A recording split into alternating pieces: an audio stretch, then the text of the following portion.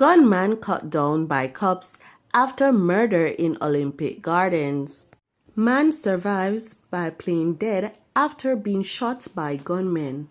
Please remember to subscribe, like, share, comment, and don't forget to hit that notification bell so you can always be updated with the latest news. Now for the news in details. A gunman was fatally shot while trying to escape just minutes after reportedly committing a murder in Olympic Gardens, Kingston on Saturday. Two other men, believed to be cronies of the deceased man, were apprehended during a follow-up operation. Reports are that at about 4:30 p.m., a team of police officers were on mobile patrol when they heard explosions and went to investigate. They were reportedly challenged by the three men. During the melee, one of the men, who was armed with a handgun, was fatally shot. The firearm was seized.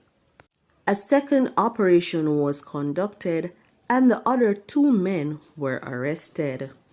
A man remains hospitalized after he was shot and his house reportedly set ablaze by unknown gunmen in Goshen, St. Elizabeth on Saturday.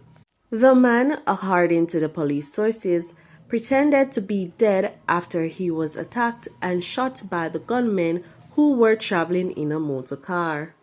No clear motive has yet been established for the attack, this as the police investigations are at early stage.